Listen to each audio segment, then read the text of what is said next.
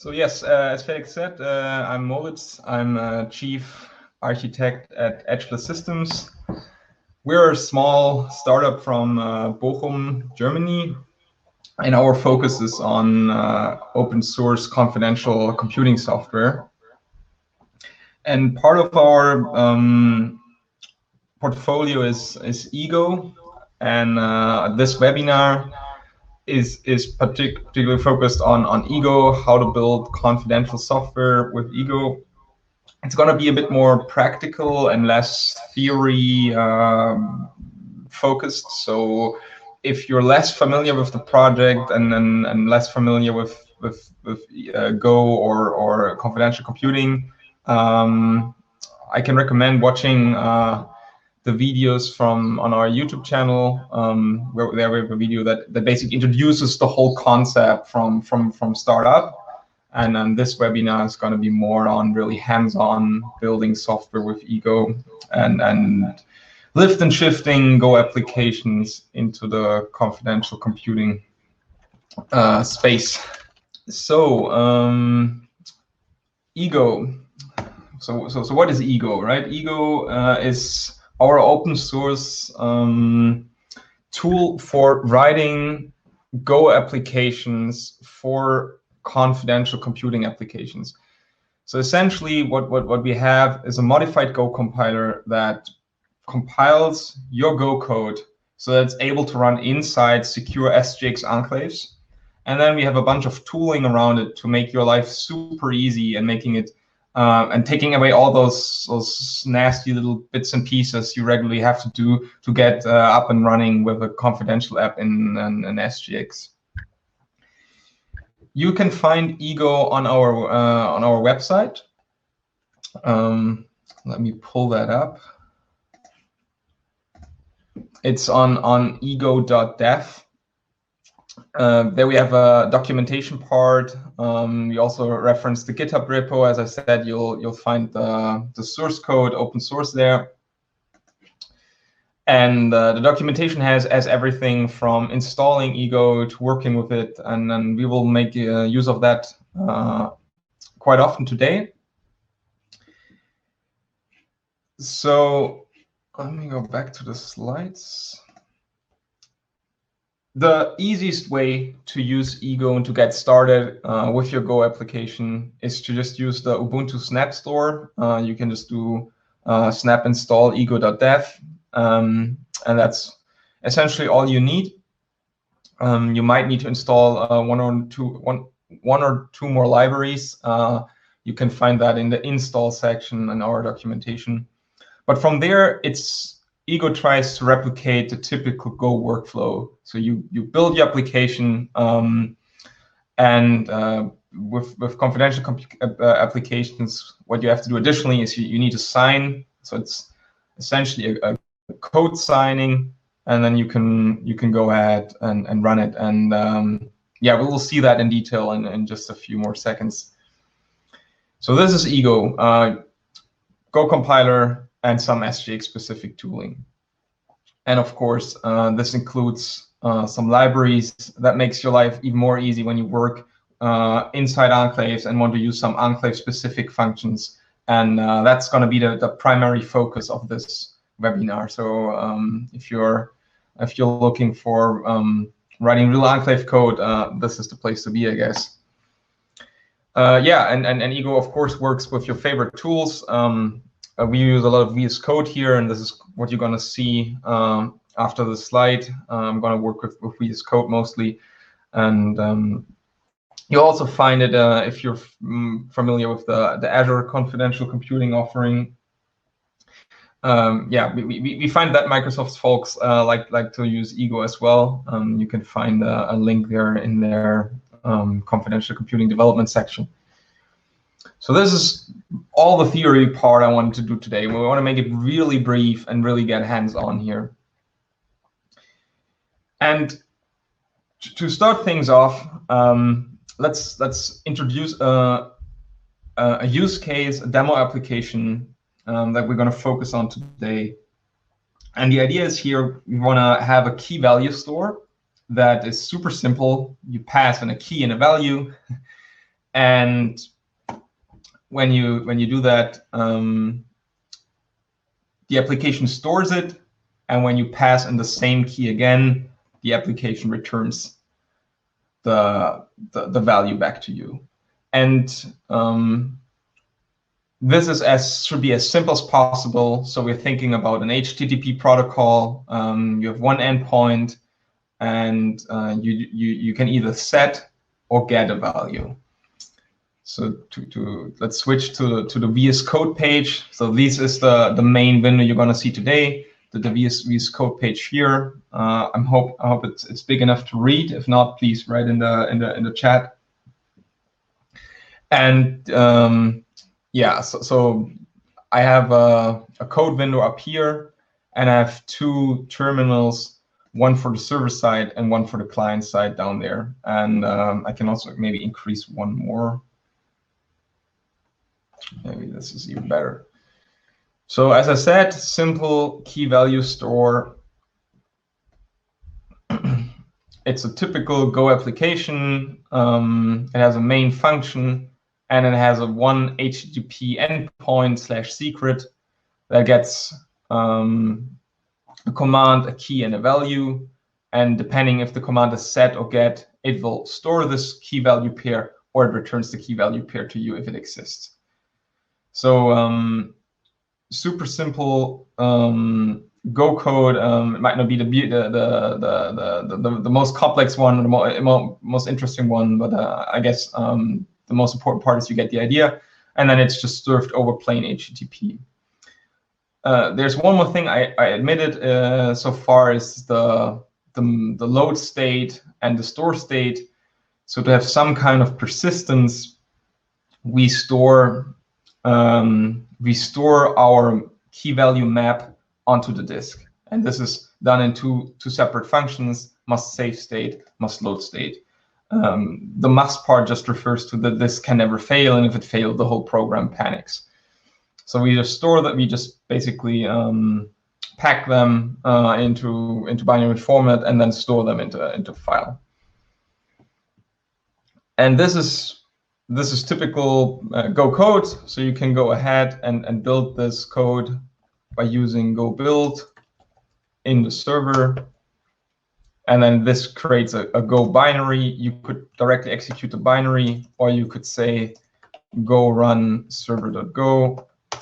And this will start listening on the default port, which is, down here, localhost 8080. And now we can use curl to access this and basically send an HTTP request. But for the simplicity of this demo, I wrote a separate client application. The client is super simple, just connects via HTTP to the service we just described, and basically expects you to say, do you want to set or get, give a key, give a value, and then perform the request and return the result to you. So similarly here, we can build this, go build, go run client, and then of course I have to give a key and a value. So let's say set test, and this sets the value test. So this is just Go so far. And now that we've seen how we build the application, how we interact with it, let's say we want to have the server part running inside a cloud, and we are worried that somebody else in this cloud environment might want to steal our key value pair. It's holding the values and the keys are there present in runtime, so somebody could extract them. And to prevent this, we want to run the server part inside an enclave and keep everything as simple as that. So with ego, what you would do, instead of saying go build, I want to compile this to enclave code. So I'm using the ego toolchain. It has as I said, modified Go compiler. So instead, let me clear this. Instead of say go build, I say ego go build and keep everything else the same. So ego go build. creates again a server binary that I could run here, but it's compiled to run inside enclaves. So to get this inside an enclave, I need the one additional command I mentioned that's saying ego sign. Oh, ego sign expects you to specify the binary. So this created a new. So this basically signed your just compiled binary, and then you can use ego run, similar to go run. And now our server Go application runs inside the enclave. And this is as simple as that. So just instead of using the typical Go commands, you use the ego commands, and everything else stays more or less the same. And I can again connect here, set test test, and of course I can retrieve test as well. So that's it.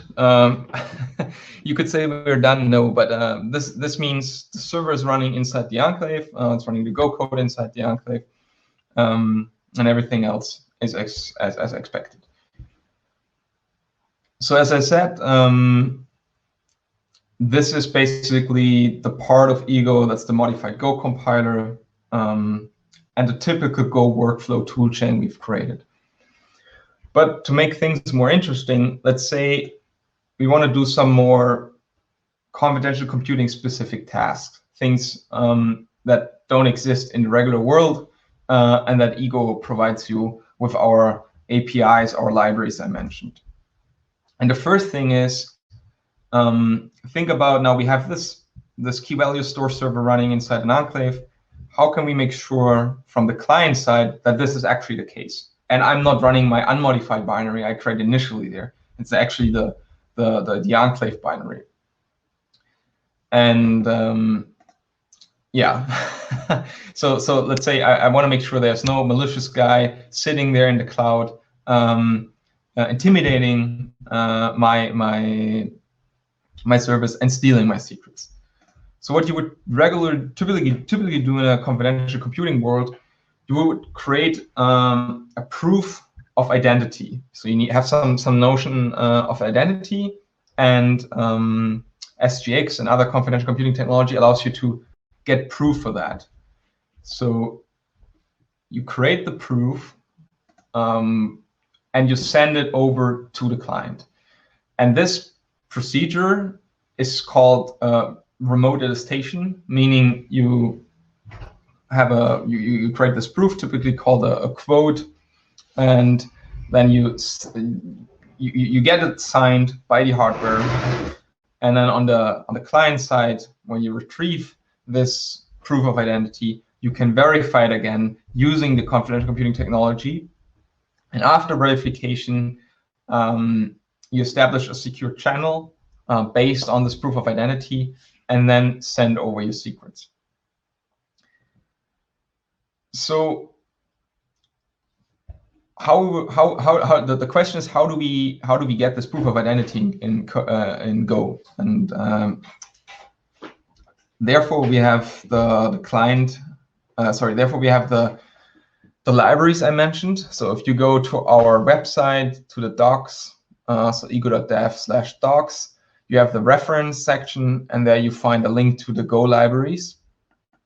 Let's open this one. Might take a second. Increase the font. And there we have different modules, different packages for different tasks. There's one for being inside the enclave. There's one for the client side, and some more other specific ones. So let's take a look at the enclave one. Okay, so I'm not sure if some more people joined the stage now. Let me rephrase what we did so far. We have a simple server-client application, and we used Ego to lift and shift the Go code into inside an enclave. This is just basically exchanging the commands. And now we're looking at the the libraries that come with Ego that give you access to specific enclave functionality. And the first thing we want to do is you want to create a proof of identity and use this to establish a secure connection with a client. And one typical way of doing this is you create a TLS certificate. You obtain a quote on this certificate. You basically get a signed statement saying, yeah, this certificate was created inside the enclave. And then when you serve the certificate for TLS connections to the outside world, you embed this quote as part of the certificate, as part of an extension to the certificate. And the Ego enclave package has a bunch of functions that basically do this for you at different abstraction levels. So you can get a remote report for some report data. You can also get a certificate that already includes such report. And for the most abstract, most ease of use one, you can get a TLS config, basically a configuration that also has a certificate that embeds a quote on itself. And this is the one I want to use today because it's the simplest one, the easiest one to use. So let's go there. It also has an example, so we can create a TLS configuration, and then we pass this configuration to our HTTP server. So let's copy this one. And let's go to the server, and where I create the HTTP server, let's first obtain the TLS configuration. And here I need to use the enclave package. And then here I can say TLS config is this guy. I already specified the error now, and now I just say, instead of saying listen and serve, I say listen and serve TLS, and I don't need to specify a key in or certificate because this is already part of the TLS configuration I obtained up here. So this code now has some enclave specific functionality, meaning if I compile this with the Ego Go compiler, I cannot directly use the resulting binary outside of an enclave because it's going to try to obtain a remote attestation quote, and that's not available outside the enclave. Just as an additional information here. But this is everything we need to offer a server access with that establish a secure connections, including a remote attestation statement. So I can again compile this with Ego Go, and I can sign this, and I can run it. And now on the client side, let's take a look. What does a handshake or an initial connection would look like? I don't remember this command by heart, but there's an OpenSSL command that basically prints out the certificate handshake information. This I'm going to use here. So when you try to initiate a TLS connection to our server, you will be presented with a certificate, some certificate information here, and then there's an extension. And in this extension, we see some unreadable binary blob, and this is where the quote sits. So this is the proof of identity that can be verified through SGX, DCAP, remote attestation infrastructure.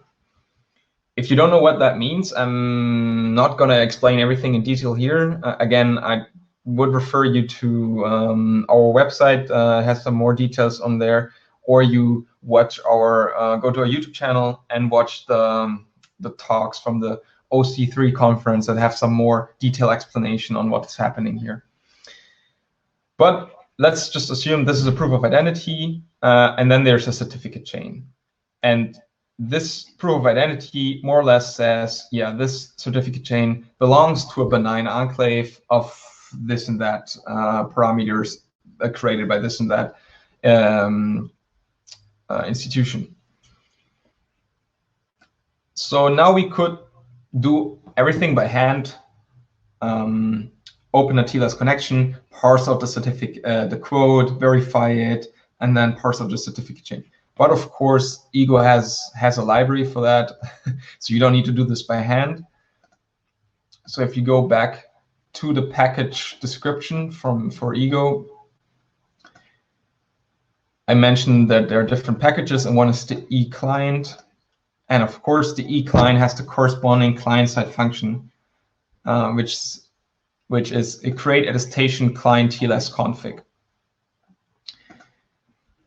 So this function is meant to be used when you create a client connection to an enclave service that uses the embedded certificate. And again, we have an example here how to use this. And essentially, again, we create a TLS configuration, this time for the client side. And this configuration is obtained by the library function and expects a function as an argument. And let me copy this first, and then we're going to take a look of what this function is all about.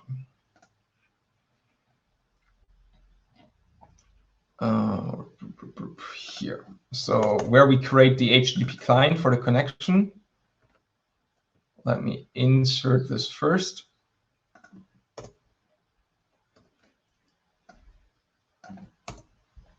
And this is from the eClient package. So what does this mean? So what this function does for you is doing all the steps automatically that you would normally do by hand, opening a TLS connection, verifying the SGX quote through decap, and parsing out the certificate chain and binding the trust of this connection and of this authentication on the SGX quote. But there's some information in this quote that's basically identifying what kind of enclave there is, what software is running, who signed the enclave, so who's the author. And this, of course, the function doesn't know what you're looking for. So it expects a callback function that checks on these specific values.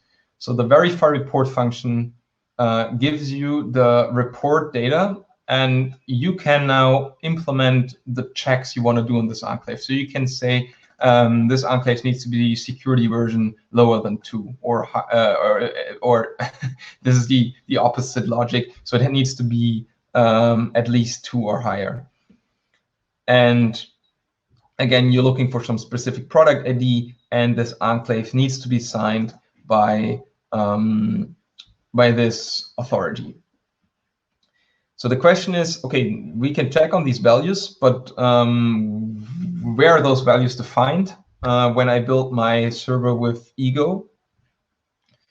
So this all happens when you do the Ego sign command. So when I did this the first time, there were 3 new files created: an enclave.json, a private, and a public key. So let's open the enclave.json. This is essentially the configuration of our server enclave. It specifies some SGX specific values and some Ego specific values. So it says which executable are we talking about, what should be run inside the enclave, what key should be used for signing. So if you have a signing key you use to sign your enclaves, you could specify this key here. Because we didn't specify any and there was no key around, Ego automatically created one for us that's sitting inside the same directory here, the private PEM, public PEM. Then we say, okay, it should be a debug enclave, so it's not production. We can peek inside and debug it. Heap size, I'm going to omit that. It's some SGX specific. And then the product ID. The product ID essentially identifies our application, our product. So let's set it to some value. Let's say 42. And let's say we had some security patches, some updates. So security version is 3. And then there's some ego specifics we're going to see later on, but I'm omitting them now for simplicity. So we specified those values, and now I can go back to the client, and I can say, okay, security version smaller than 2 is okay because we set it to 3. Product ID should be 42 now. And now the signer ID. And the signer ID is defined up here, and it says the signer ID is derived from the binary of the enclave program and can be obtained using ego signer ID. So let's see. Essentially, this is just another format of your signing key. So when you do ego help signer ID, it says you can either run it directly on the executable that was signed, or you can run it on your public key. So let's say ego signer ID public.pen gives us this ID, and it should be the same as the one of the signed enclave. Yeah, it's the same. Okay, so let's insert this here and say we want to have the enclave signed with this key. Decode string. And this is going to return an error, I guess. So let's panic in that case.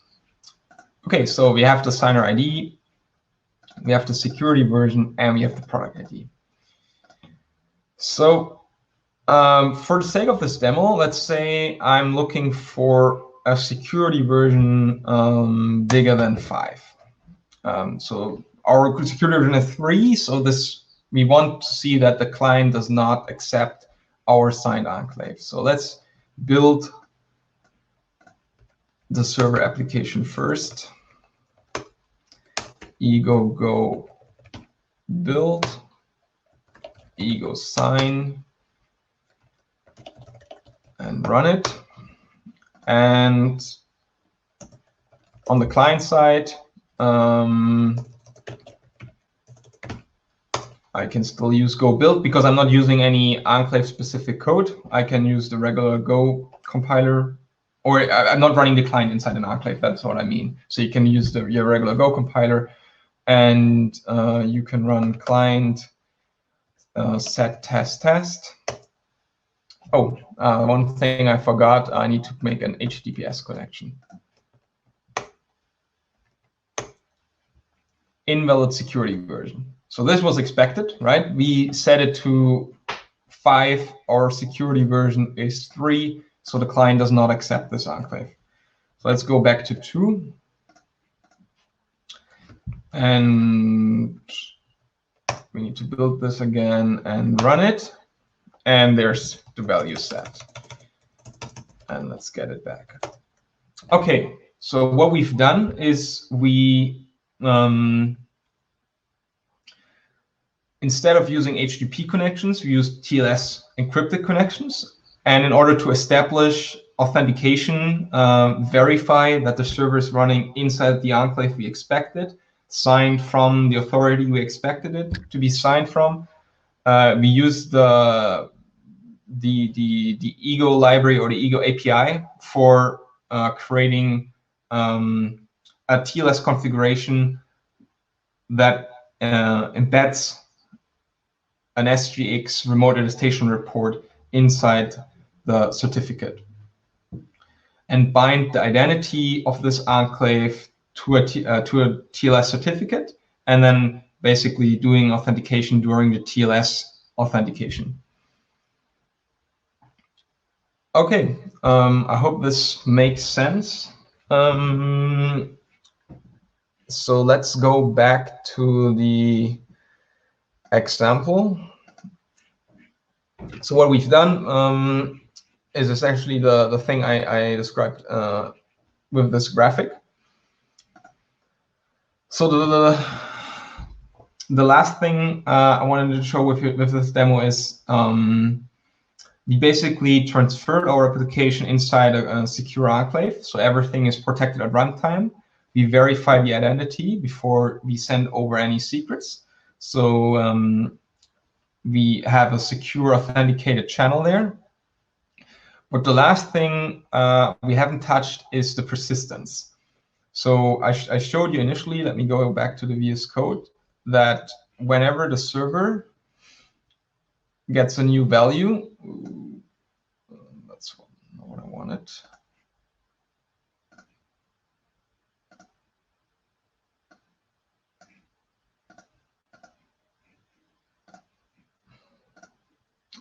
Never mind. So when the server obtains a new value, it saves the state. And saving the state means writing it to disk. And therefore, it creates a file called secret.store. So let me see what secrets.store looks like. Hex secret store. So you see the secret store is basically, it's binary format, but it contains our value in plain text. So if somebody has access to the file system, they're still going to leak our data there. And in confidential computing, what you regularly do, if you need persistent storage, is of course you encrypt it, and this whole mechanism is called sealing. So you seal your data to the disk. And the most important part that differentiates this from regular encrypting stuff to the file system is that in confidential computing, you always want to bind this to some kind of identity, so that you can only decrypt this from the same or from a predefined enclave context, meaning that the data can never leave the enclave context. It's either protected inside runtime or it's encrypted on disk, but whenever it's decrypted again, it gets loaded inside a secure enclave again. So from application point of view, when the client sends over, after proving the identity, client sends over the data, we now want to encrypt and seal this and then store it to disk. Again, this is enclave-specific functionality. This notion of sealing exists in the SGX context. So SGX allows you to seal and encrypt data based on an identity. And of course, Ego provides you with this functionality in the Go context. So going back to our documentation, or the package documentation, there's another package called eCrypto. And eCrypto has a bunch of functions for dealing with encrypting and decrypting inside the enclave. And there are two functions of interest here. They're called seal with product key and seal with unique key. If you seal with product key, you mean binding the identity that can decrypt this data again to your product ID. So any instance of this enclave that has the same product ID can decrypt it, while the unique key means you can only ever decrypt it with the same exact instance of this enclave. This means, of course, when you restart, you're still the same instance. But if you're basically, let's say you have a new security version, so you update your enclave with a new security version, it's a new version of this enclave, but it has the same product ID. If you seal with unique key, you will not be able to decrypt it again. So let's take a look at the seal with product key. It basically gets the plain text and returns the sealed data. So let's refactor our code so that it's not writing the files directly to disk, but instead seals it with the product key first.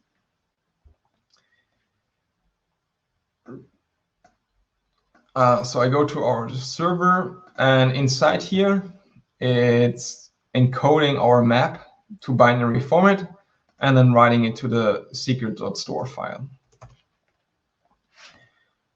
So let's here use the eCrypto seal with product key, and we give it the plain text. In this case, it's the b.bytes, and it will return the encrypted state and some error. And for now, we just gonna panic. So if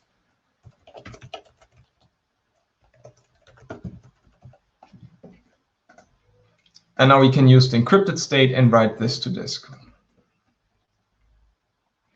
And for the unsealing part, we must, when we load it from file, we must decrypt it before we can decode the state. Again, let me go back to the package description. There's just one universally unseal function that will decrypt no matter if you seal it with unique or product key. So this function will always work no matter what key was used to seal it. So let's use this function eCrypto unseal the binary blob. So this returns the packed state and an error. Again, we need some error handling. I mean, this is Go, so you will see this quite often. Again, we just panic. And then we use the packed state to decode the state. And that's it. So we seal it before writing to disk, and we unseal it before loading it from disk. Let me remove the current secret store and rebuild our code.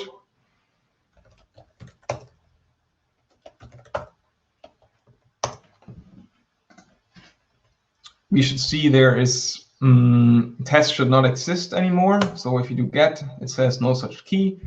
So let's set it. It says OK. And now we restart it.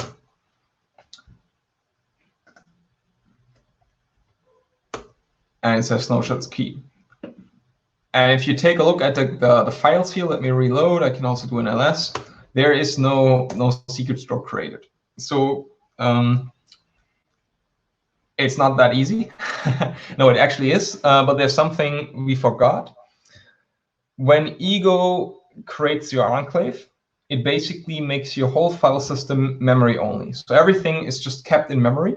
So you cannot do a mistake. If you write something to file, it will end up in the memory FS. It will never leave the enclave, and it will not end up on the host file system.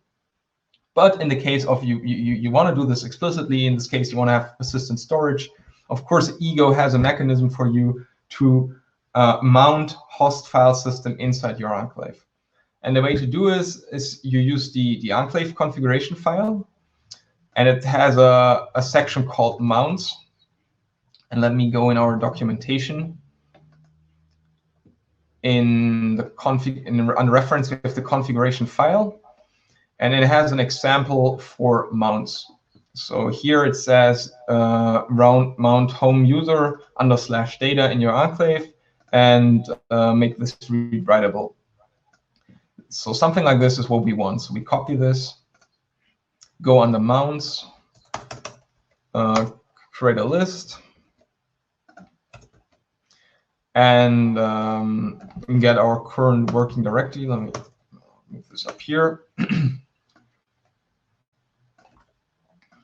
Copy this /data. And then inside our server application, instead of storing it to /, let's store it to data, secret.store, and load it from /data, secret.store. OK, so now let's rebuild this. We need to rebuild because we changed the path.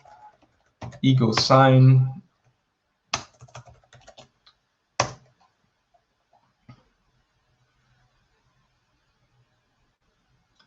Okay. I mean, we don't expect the key to be there yet.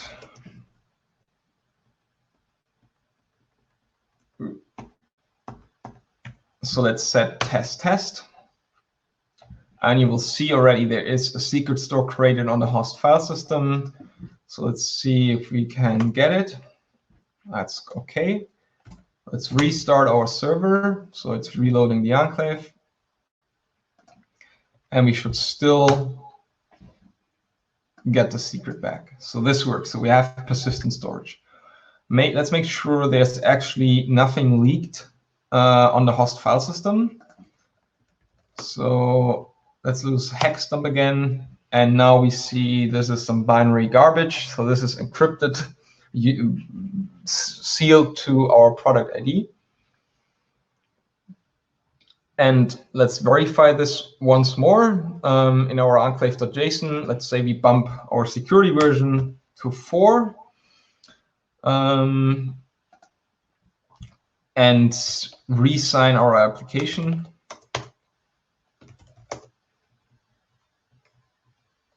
And run it. It should still be able to unseal the state, and we still get our test back. If we change this to seal it to the unique key,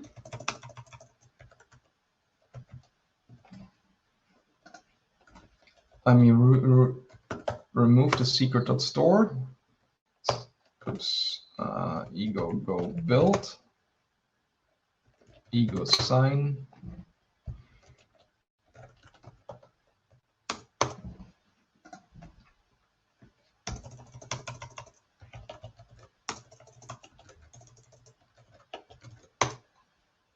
This works, of course. Let's stop the enclave. Let's bump the security version to 5. Sign it again and run it.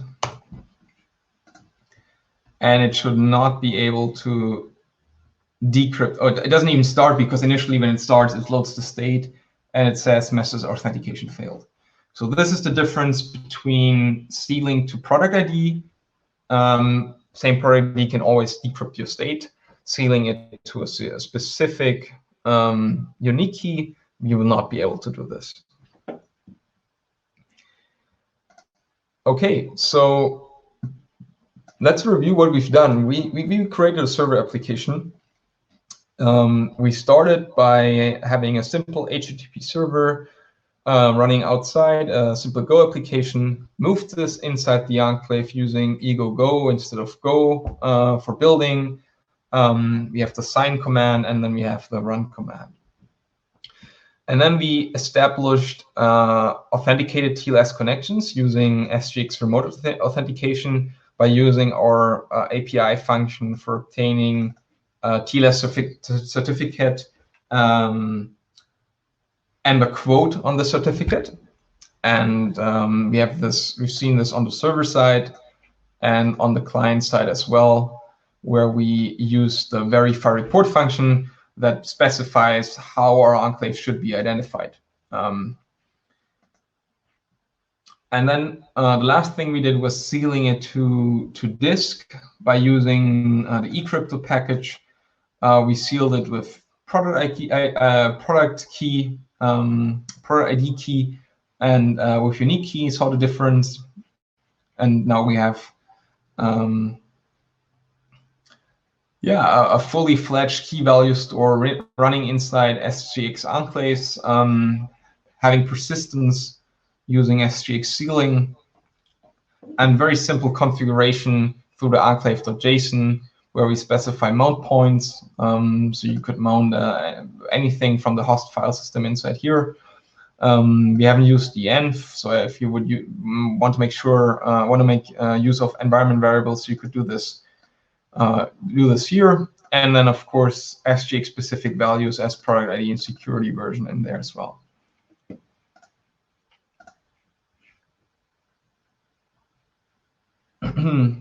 There's a question on quality. I'm not sure. This is on Hopin. It might be that it's that it's 720 pixels is the maximum. I'm not sure. And will there be any recordings? I'm not sure. I have to ask Felix later.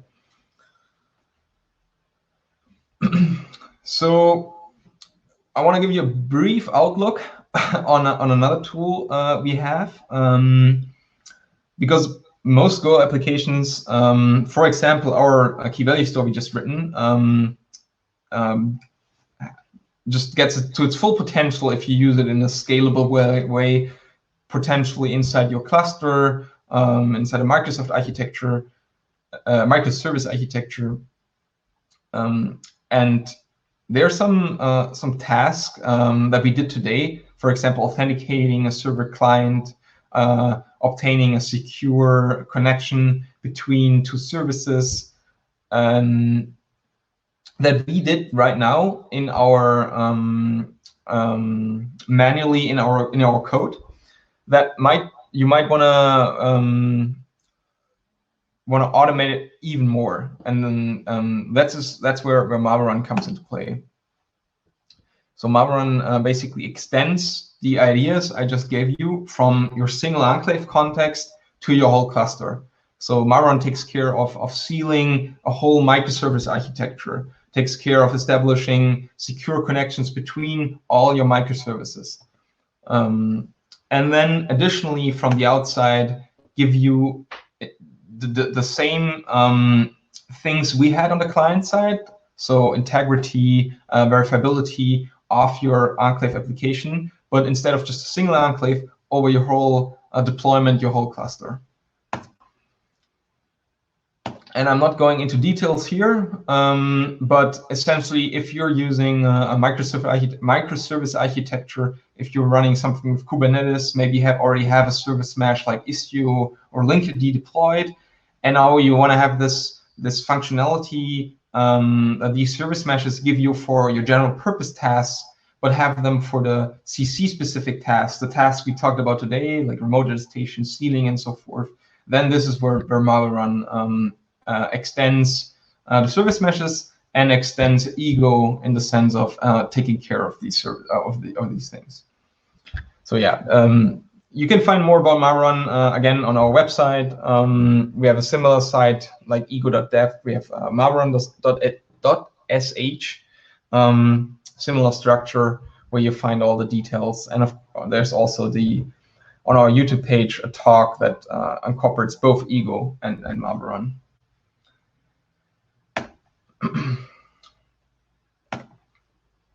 Yep. So conclusions. I hope this was helping you. This was insightful on how to develop Go applications for confidential computing.